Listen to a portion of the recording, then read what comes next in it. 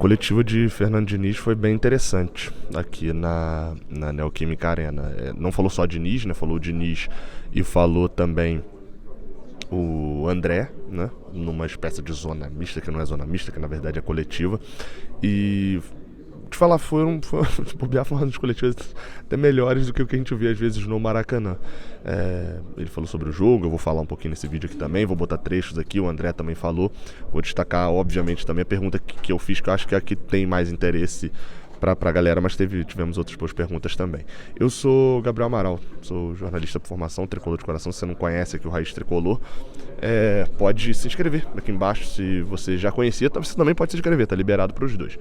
Esse vídeo aqui é patrocinado pelo OneFootball, então tem um link aqui embaixo na descrição para você fazer o download do aplicativo, e tem um QR Code aparecendo na tela em algum lugar aqui, que se você apontar a câmera do seu celular, porque tem gente que às vezes assiste pelo celular e não dá, aí clica no link que tá na descrição.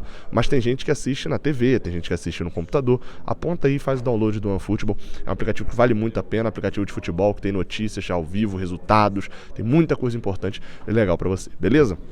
Bem, a primeira declaração, acho que de Fernando Diniz, que a gente precisa falar, na verdade, a primeira pergunta que ele fez, né?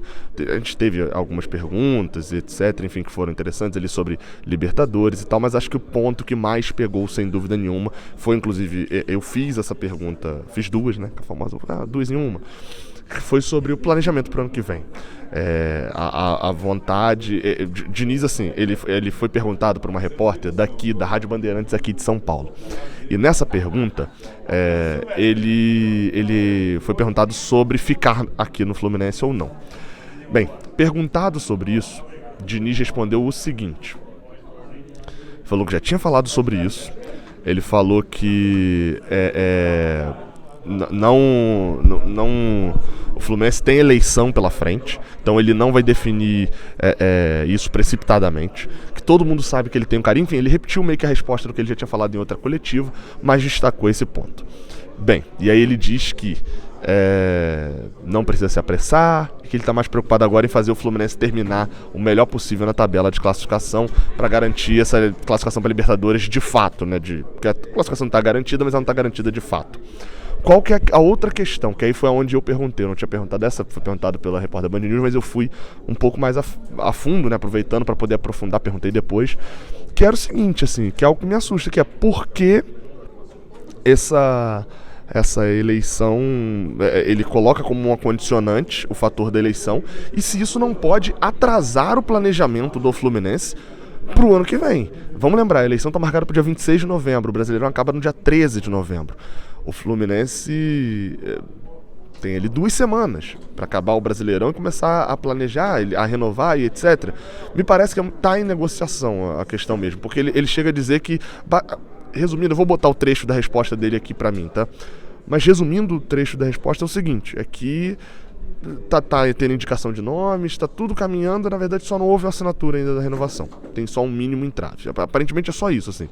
Porque, de resto, tá tudo caminhando, os nomes que ele indicou, ele assume que indicou nomes, inclusive, acho que isso é um ponto importante, de que ele tem conversado sobre alguns nomes. Ainda não descobri, vou tentar descobrir, inclusive, esses nomes apresentados pelo Diniz, enfim, se são só os que estão na mídia, se tem algum outro. Enfim, e aí ele destaca. Eu vou botar o trecho aí da resposta dele sobre esse específico, volto já já. Não, pode até ser, mas o Fluminense já tem um bom caminho assim de planejamento. Tem muitos jogadores, a base do Fluminense está aí. Muitos jogadores já têm contrato, não tem assim uma coisa, não vai acontecer nada de muito exagerado. Tem alguns nomes que é de consenso meu como do clube, alguns poucos nomes que a gente indicou, então não vai de maneira alguma assim, estragar nenhum tipo de planejamento para o ano que vem. Mas eu acho que tem que ter calma nessa hora a gente tem conversado coisas já, sabe assim, só a gente tem que ter calma para poder ser uma coisa assim, para determinar aquilo que vai acontecer. Eu acho que a gente tem que ter calma nessa hora. Acho que a primeira coisa, no meu caso, é focar para o time terminar o mais alto possível o Campeonato Brasileiro. Outro assunto que também chamou atenção na coletiva do Diniz, né? Ele falou muito bem do John Arias, falou que é peça fundamental no time, destaca, enfim, alguns jogadores, fala sobre a atuação ter sido tão boa quanto a do Avaí, coloca ali no ponto que foi algo que eu concordei, inclusive, de que não tem que ficar relacionando esse jogo com o da Copa do Brasil, porque eram jogos diferentes, eram situações diferentes, mas eu vou abordar isso no caso do André. Destaca a questão de ter colocado o Matheus Martins, enfim. Mas vou destacar aqui também a outra pergunta que eu fiz sobre Calegari, né? Quando ele fala de um jogador, enfim, da confiança e reforça mais uma vez da confiança que um jogador tem que ter. Ele falou também sobre Germancano. Eu vou colocar o trecho de Germancano. Os trechos de Calegari são dois muito bem relacionados.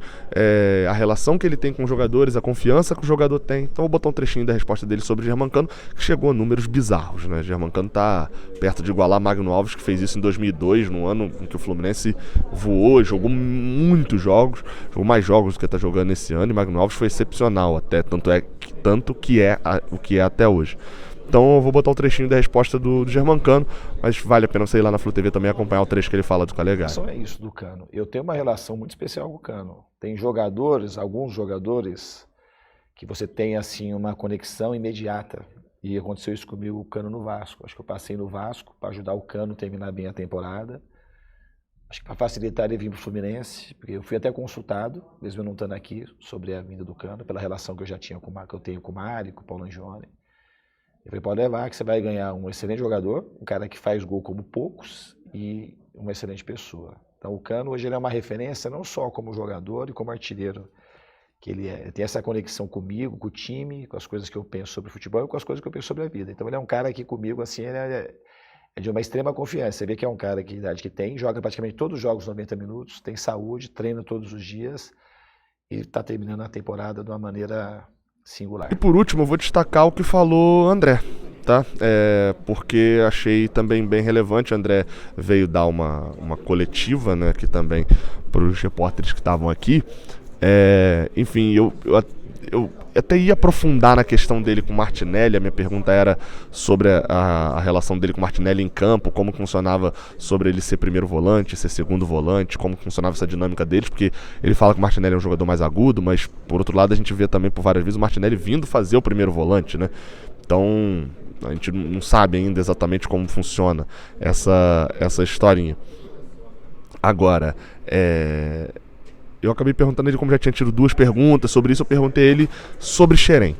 Perguntei ele sobre a molecada que saiu, porque assim, realmente é difícil ver um time igual aquele do Sub-17, que todos são jogadores profissionais. Pitaluga tá na Inglaterra, tá no Liverpool, tá emprestado, mas jogador profissional. Calegari tá no Fluminense, Luan Freitas é profissional, mas muitas lesões, mas enfim, tá incorporado ao grupo profissional.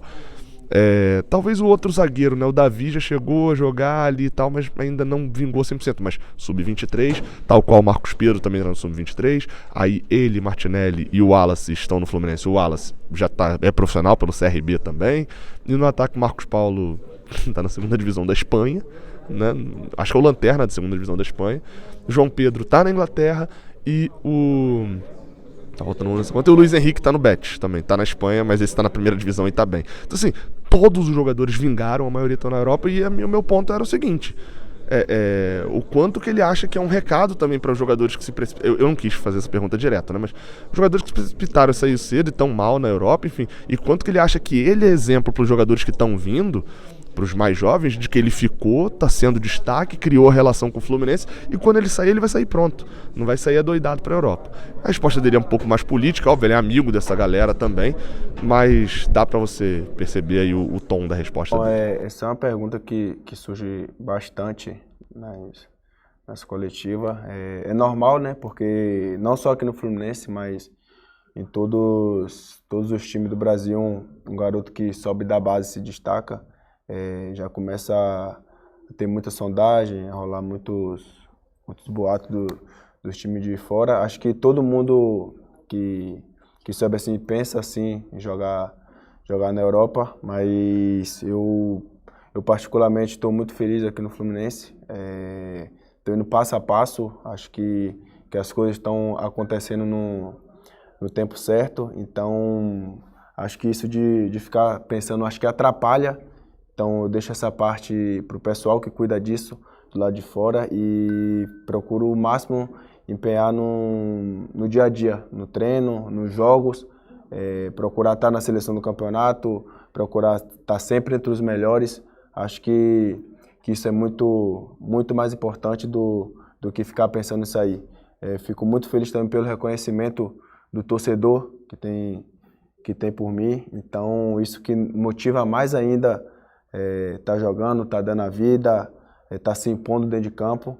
Então, acho que é isso, continuar trabalhando com os pés no chão, que as coisas vão acontecer naturalmente. Se você não deixou o like, você me deixou muito decepcionado depois desse vídeo aqui, beleza? Saiba disso. Enfim, tá? Tamo junto. Não esquece de clicar no link do OneFootball aqui embaixo. Até a próxima. Valeu.